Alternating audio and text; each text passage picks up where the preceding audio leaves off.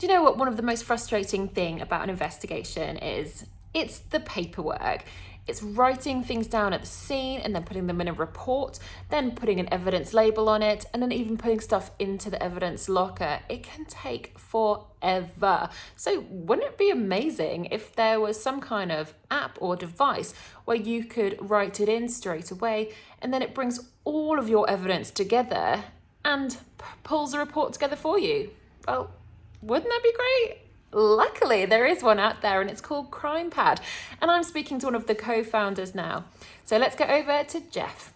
So let's start off, Jeff. Tell me a little bit about your history, because even though we're coming to talk about CrimePad, like, you are quite well known within the forensics and blood pattern world, aren't you? I don't know how well known I am. My career started back in the early 90s.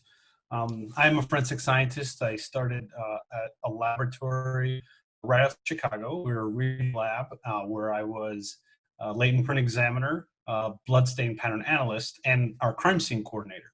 And we served pretty much all of the northern suburbs of Chicago, all the way from the northern border of Chicago all the way up to the Wisconsin border, about 1.2 million in population. And so it was a regional laboratory. We were pretty busy, as you can imagine. And so that's where I cut my teeth, basically, in the daily forensic applications of obviously latent print examination and crime scene, to include bloodstain. And really, bloodstain, I really initiated my education in bloodstain analysis, bloodstain pattern analysis, probably in '97. And at that point, I latched onto it and I've never looked back. I loved it. I did a lot of research. I did a lot of classes. I did and pretty much I devoted a lot of my forensic free time to bloodstain pattern analysis. And eventually I left the laboratory and I started teaching. I taught at the FBI for a number of years. I taught at the University of Tennessee's National Forensic Academy for a number of years.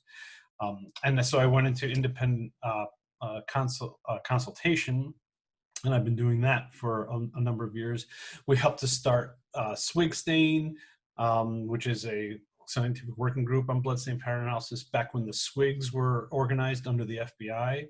And that has since transitioned over here in the US into the OSACs under the NIST organizational structure. And I'm the vice chair of the bloodstain pattern subcommittee there. And I served as the IAI certification board chair for a number of years up until recently. I'm now just a regular board member. And I also am the chair of the ASB in bloodstain. So yes, bloodstain is really taken a firm hold of my forensic attention for the last 20 some odd years. So, it must be exciting though to be able to be at the forefront of these scientific groups, coming together and bringing all of those people specifically, for the blood pattern analysis, and then moving on, and also giving that kind of, because you've got that teaching background as well. So do you always feel like you're learning something as well as giving something? Oh, without question. I don't think anyone can truly master any discipline without having to teach it, because you learn so much through teaching. You need to master how to convey and communicate the principles in which you're practicing on a daily basis. But it's also something that you see, that repetition of experimentation and creating patterns and seeing others create patterns and the actions that are actually, the mechanistic causation of the patterns. You learn, the more you see, the more your database grows inside your head. And the more you start to learn there are things you don't know than the things you're actually learning that you do know. So it's both a humbling and a fulfilling experience just to do a lot of that education, training, and the like. You're obviously working with the FBI as well. You must have gone across the country. Do you still get called in to offer your expertise? Yeah, so the FBI was basically the deliverer of forensic education programs and training to the rest of the country. So it wasn't necessarily internal to the FBI. The FBI was really, they had a platform. They don't do it as much anymore, which is why we don't teach any at the FBI. But so that collaboration with the FBI was certainly very, very helpful early on in my career, not only to start training in more of a national basis, training in Chicago, doing it in, and then obviously moving on to Tennessee and doing the National Forensic Academy. And we started doing road courses where we would go in different places across the country. So yeah, I've taught quite a bit around the U.S.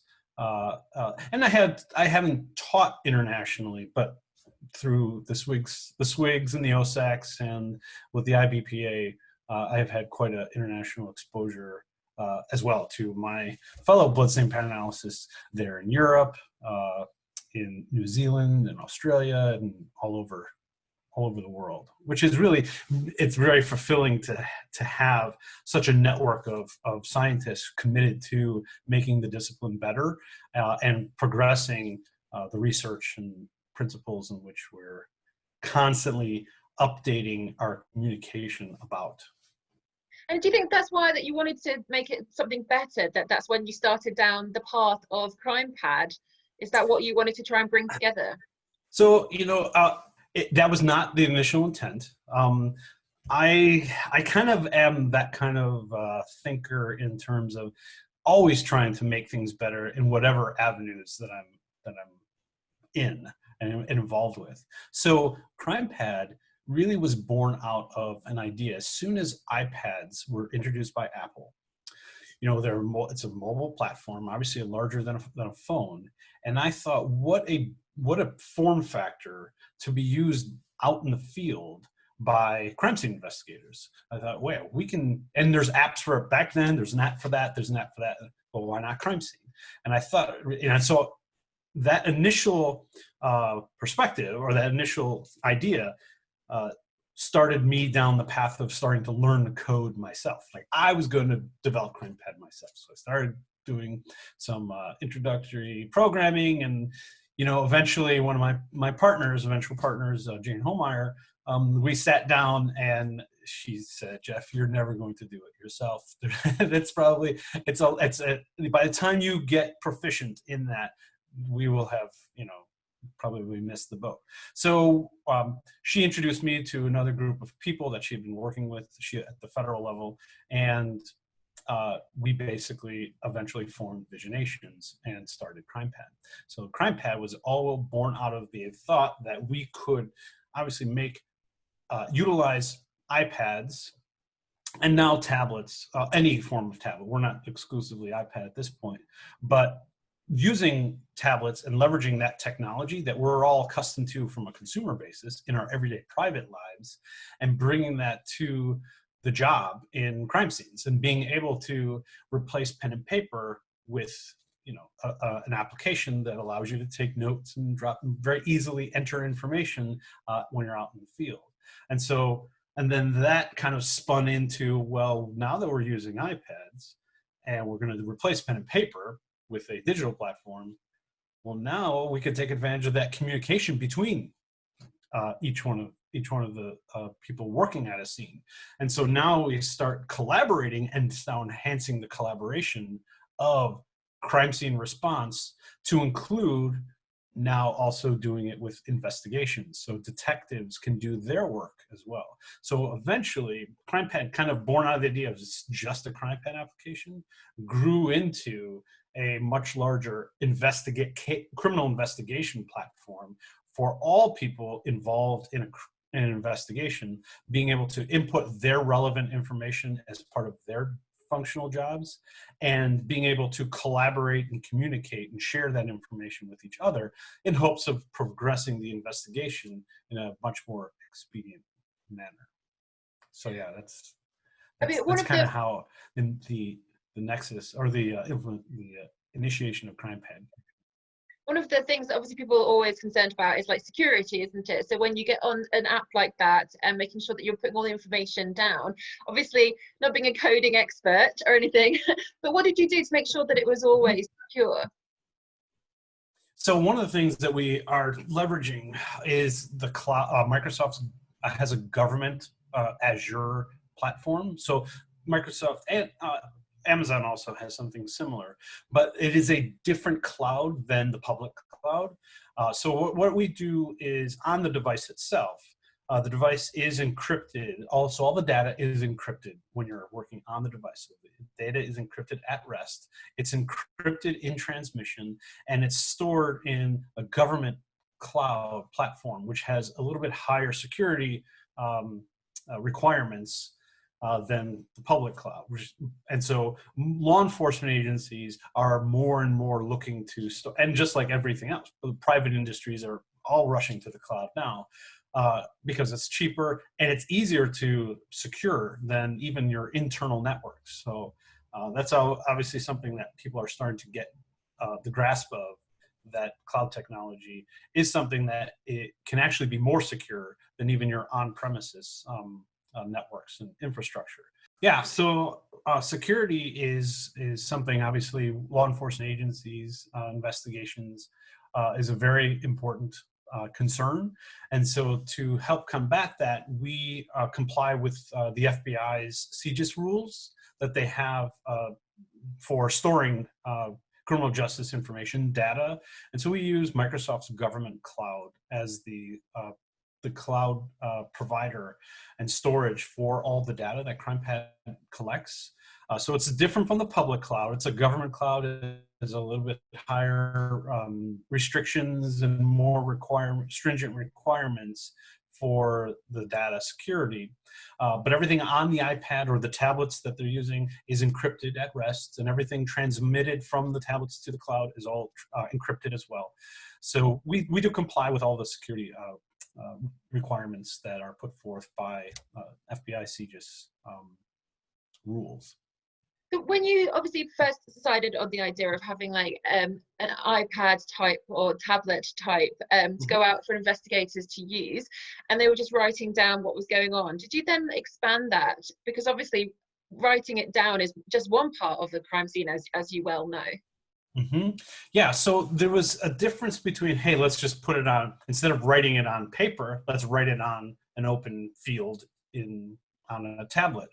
But now that we moving from a pen and paper based format to a digital platform, now we have some new tools that we can use. So there's voice to text. So a lot of the like Siri and the Cortana and many of the operating systems allow voice to text. So we have agencies and people that are actually speaking and taking their notes through recording their voices. With the advent of the styluses, you can do handwriting that converts it to text. And so by having it and having discrete fields, so now instead of just an open piece of paper or an open screen, we've identified fields that you can have drop downs for. And so instead of typing, you can select drop downs, or this is the fingerprint processing technique I used. Here's where I did it. And we try to make that data input as efficient as possible to help standardize the way everyone's doing it. So there's another aspect that we really are keen on, is that when people are using pen and paper, they pretty much write what they want to write. So it's whatever in their head, they're writing it down. When you're moving to a digital platform, you have the opportunity to prompt investigators to enter information. So there's a field there for recording, the time that you collected an item of evidence. You have to enter that field. And so standardizing from individual to individual between, amongst the scene or even between scenes, that standardization process just adds to the quality of the work that can be done while in the field. And we also have the opportunity of ensuring QA policies, such as you have to do this, or if you go to a residential burglary and you collect latent lifts and you're about to leave, the system can evaluate what you've put in and say, oh, you didn't get elimination prints from the homeowners. You might want to go collect those as well. So the technology, we can do more than just replace pen and paper and do more, even from communication perspective, we can actually evaluate the data as it's being entered to help the person who's at the scene do next steps or not forget something, or just, hey, you might want to think of this. And those kinds of business rules, those kinds of policies can be enforced on an agency by agency basis. And obviously making sure that everyone's following the exact same path is going to be great. Once in the future, when everybody's sharing this extra intel, I can imagine that this CrimePad is going to help be something that maybe, you know, somewhere in Tennessee to somewhere down in like South Carolina. I don't know. I mean, I don't know where these places are, so I'm sorry if the geography is terrible. No, but I mean, that's another point that I always make is, now that we have devices available to us in the field, it now no longer limits the expertise that's at the scene to just those that are physically at the scene. So take an example, if a crime scene investigator who's not an expert in bloodstain pattern analysis, but they know, hey, I have a pattern here and I'm not really sure. We have tools in CrimePad that you can actually connect to Jeff in Chicago, no matter where they can be in, you know, in London, and they can say, let's call up Jeff and see what he thinks. And actually, it's kind of like FaceTime, but it's through CrimePad. So you're contextually in the application. Say, hey, Jeff, what do you make of this, you know, this bloodstain pattern?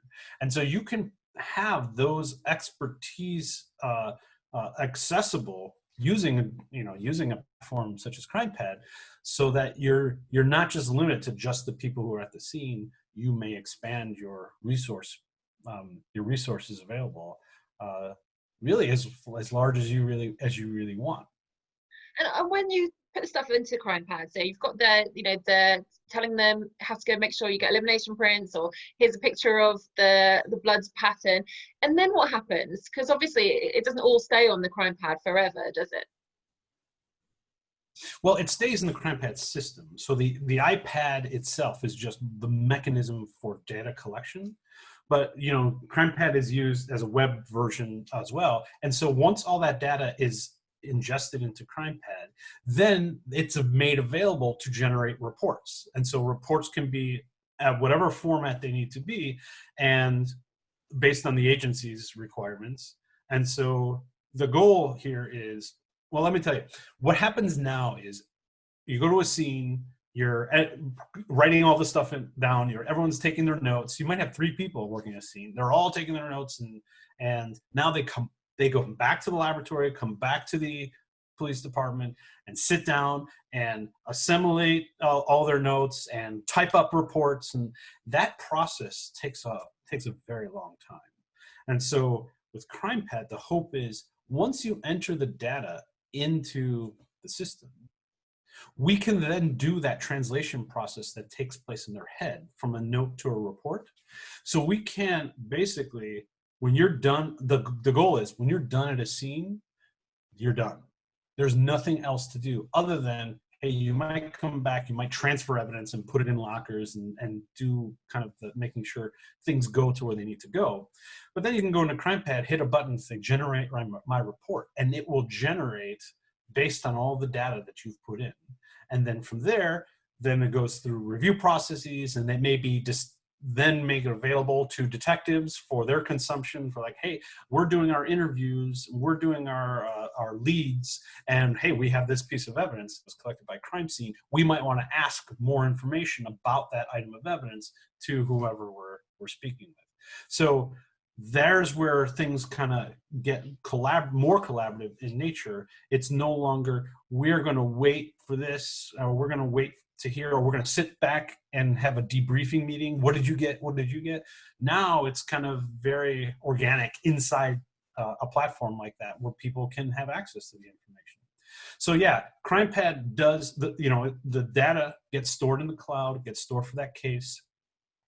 And then it expands even beyond the investigators. So we also have tools for attorneys, prosecutors, to actually retrieve information because they need it to help build their case. And they may actually manage their trials in CrimePad itself. So when you think about it, generally, broadly speaking, CrimePad is basically the owner of the entire story. from the beginning of the incident all the way to the court. And you might have different people hook into that story to contribute and to digest information that's been put in CrimePad, but it's all in a singular place. And so that makes it much more, and obviously if it's a singular place, you have a lot less of, hey, let's print this out, let's have these huge case folders, let's have all of it. This is a digital story of the entire case, objective, no nonsense. Here are the facts that were collected, and here are the interviews, and that includes all the multimedia stuff. So you can have videos and crime scene photos and audio and any kind of file that might be associated with the case, all the reports.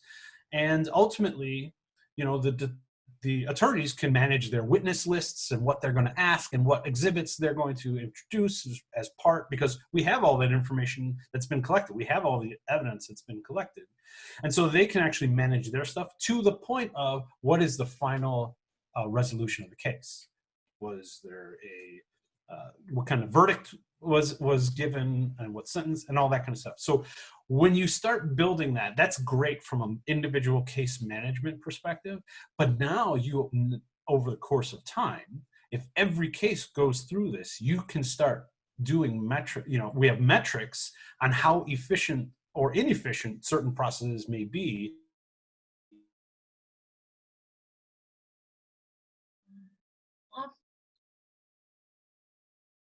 That can help with investigations, make connections between investigations. Hey, this case, we had something very similar to another case. Well, many times right now, it just takes someone's memory of a case. And so we don't want to rely on the memory of any individual investigator. We want a system that can recognize patterns of types of data, or types of crimes, or types of evidence, or geographic location, or the name. Hey, this name is appearing in this case, and we've got all these other cases where that name also appears. And so you can start to see that as you start collecting a lot of data on an individual case basis, and you start doing it for every case over the course of time, we can start building, utilizing tools to help investigations proceed.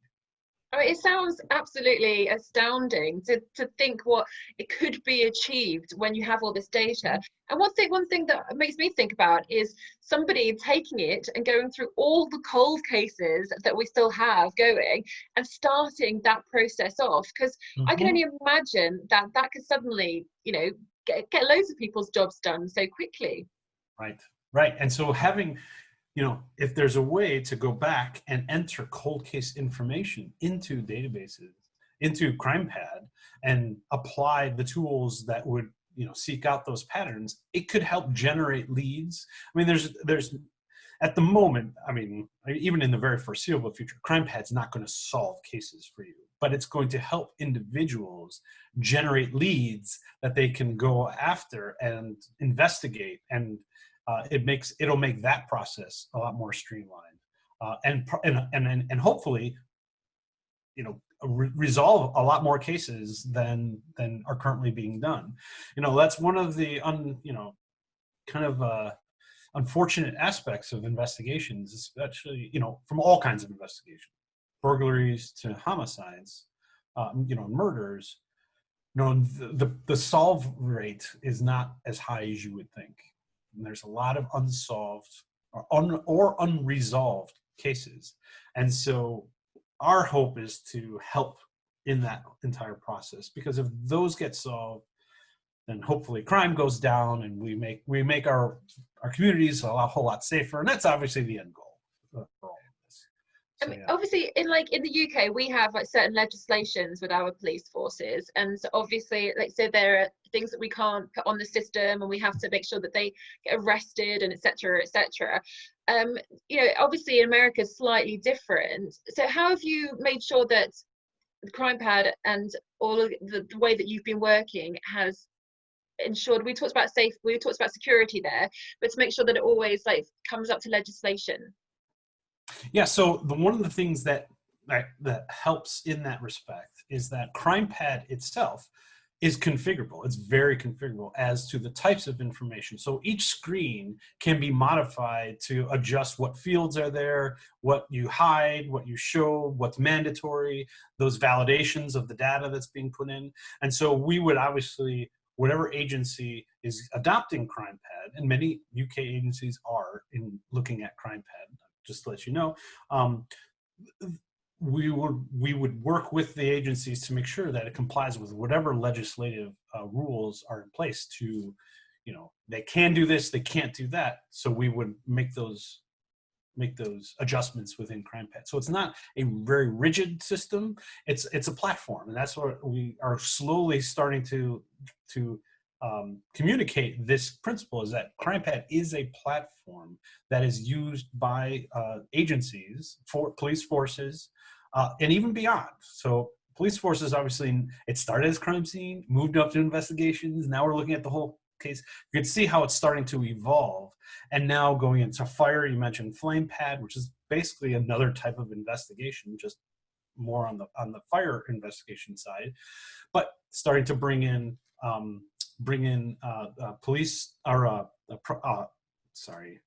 prosecutors, attorneys.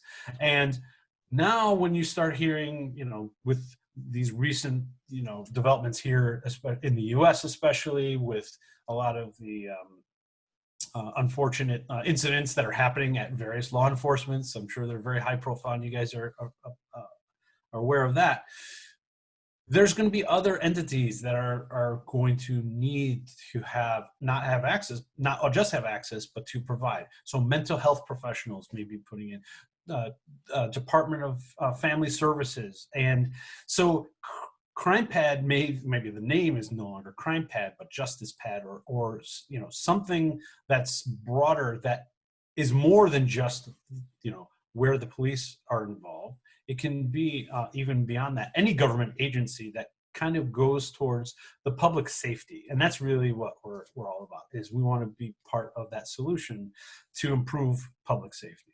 And so, yeah, those rules and things are changing, and you can hear there's a lot of, we'll see how the next few months are here in the US from a political perspective, and what kinds of new solutions are being discussed on how to help reform, update, improve practices, and all kinds of things. And we have police departments are very willing to go down that road, and CrimePad can be part of that solution as well. Obviously, one of the major things of any kind of digital data takeaway is that people worry about their own, being like Big Brother, or making sure that all of their data goes out there. But one of the things that I honestly think is, we put so much on our phones and constantly tell people where we are and what we're doing and what we've eaten for breakfast and our bowel movements. But people are very concerned about police or authorities having that information, even though the benefits surely outweigh someone just taking some of your data. What do you say to people who say to you, well, you're taking away my human rights by putting all this in and allowing so many people to have access? Well, the thing, so now we're talking about analyzing someone's phone, someone's device. And, there are a number of privacy laws here in the US, and I'm sure they're in the UK, that don't allow law enforcement to actually get into a system. And so that's why there is, law enforcement has been really pushing Apple, for instance, to give them a way to get into the systems. There are companies out there that do the extraction of data. So CrimePad isn't necessarily the spot, the platform that does the extraction. It might be the ultimate resting place for that data that is extracted, because there are a number of tools that are there for extraction of data. But you have to have the legal justification to get into the phone. And so it's not like it's willy-nilly, I got your phone, I'm going to unlock your entire life. It's not as easy as all that. And obviously Apple makes that very difficult, but Android phones are a little bit more easier to get into. But if it's part of, hey, I have the legal justification to confiscate your phone, then your data comes with it. And so there is a process that law enforcement agencies have to go through in order to go through, that data extraction process for that. It's not, hey, I'm going to interview you about a given, you witnessed something, give me your phone, I'm going to take everything away. And it's not like Big Brother's monitoring you. Like, it's not like Facebook, where everything you do in Facebook is monitored, and that's a consumer platform that people are willingly going in and utilizing. CrimePad is not about that, because CrimePad doesn't monitor anything. It is more the receptacle for the data that law enforcement agencies or other agencies take themselves as part of their discovery process and investigation process.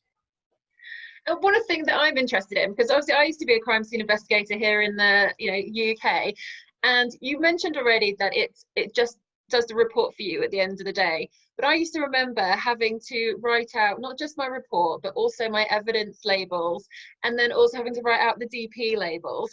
Tell me, please, does CrimePad at least give me the option to print off those labels? So you will be happy to know that that was one of the first things that we did, even before the reports. So, and to give, the viewers a perspective here, is right now, when you go to a scene and you find an item of evidence at a scene, you're going to see it, you're going to write it in your notes. I found this, this item of evidence here. And then you collect that evidence and you package it. And on the outside of that packaging, you're writing all that same information. You're labeled the case number, the date, the initials, the time, what it is, everything, again, that was already in your notes.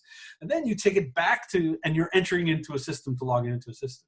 So for every item of evidence, you're doing that 3 times. And probably not the same time, not the same way all 3 times. And things could get missed and transcription and all that kind of stuff. With CrimePad, you're there with the phone, you're there with an iPad or tablet, and you're just entering the data. And if we have a portable label printer that they take with them, and it prints the label right then and there to go on the outside of the packaging, and all that data can then get sent to other systems. So if CrimePad is not alone, it's not the only system out there. So CrimePad interfaces with other systems to pass the relevant data along, and so there is no need to do extra writing. Many of our customers have actually said to us that the process of auto labeling from CrimePad, the time it saves pays for CrimePad itself, just from that.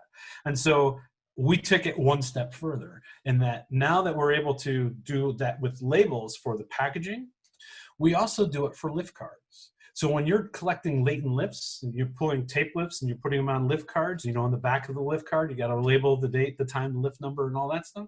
We do that lift card label also. So you can print a label for the back of all the lift cards. So we've just reduced the amount of time that you're actually labeling stuff in the field dramatically. Because if you collect, 20 lifts, that's 20 times you're writing the number. That's 20 times you're running your name, your initials, the date and the time, and we have all that stuff in CrimePad already. So why not hit a button and print the label off right then and there? So that saves an enormous amount of time. Oh my gosh, I wish that was around when I was doing the job, because I'd take me back to the time when I had to do 63 pieces of evidence. Yeah. I had RSI after that, for sure. Yeah, for sure, yeah, and it drains you, and that's the thing that people don't realize. When you're at a scene, it's more than just being in the scene. There's a lot of this procedural things that need to happen to make sure things are sealed and things are labeled appropriately, and then all the work that's done afterwards. And when you're at a scene, that's coming. And so you can kind of get a little fatigued towards the end of the scene, beyond just processing the scene. And that's no good for anyone. And so we're just trying to make the job easier, higher quality, more accurate. And that's really, really the hopes that we have. Well, it definitely sounds really exciting. And if somebody wanted to try and find out a bit more, or they wanted to use CrimePad or FlamePad or MediPad or whichever the next version is, sure. Where can they go to find out more information? So we do have a website at visionations.com, as well as the App Store. So if you have an Apple device, we are currently on the App Store. It's a free download. So if you want to play with it, you can actually download it from the Apple Store. It only allows you to do a couple cases, so it's limited in its use, but you definitely will get a feel for it. And we have a brand new version coming out, CrimePad version 4, which really takes us to a whole nother level with a lot of the functionality that we have. And that will be also available not just on the Apple App Store, but on Microsoft and Google App Store for Android and Windows devices. So there's no excuse now not to have a certain phone. It's across the whole range. That's right. That's right. And we don't care. So now I'm starting to say it's like Netflix. Whatever you know how you can get to Netflix so many different ways, you can do CrimePad the same way. And even within an agency, you can do that. And I just want to mention one last thing about the agency level. CrimePad is also built to do interagency collaboration too. So if you have a major incident, it is not just for your agency. Maybe you're working collaboratively with other agencies. You know, unfortunately, with mass incidents, you might have multiple agencies respond, but getting them all on the same platform for that case, that is what we're helping to build. So we have actually been, unfortunately, CrimePad has already been used in mass shootings here in the US. And it was built just for that, is so that you can have multiple agencies on a case-by-case basis collaborate on the same case, so that they can share and collaborate amongst each other. And that's something that's never happened before. Everyone's got their own system, they're siloed off from each other, and they just do it their own way, and then, hey, let's meet. CrimePad kind of tries to eliminate those siloed off areas and get everyone kind of all on the same page and platform. And also, especially with any kind of like mass event that you just talked about there, having the experts available from long distance must be just amazing. I can imagine in futures, like mass graves, for example, or any kind of a plane crash, having access to, you know, forensic anthropologists right at your fingertips when they're not there. Yep. So we having that platform to communicate with any expertise that you might even know.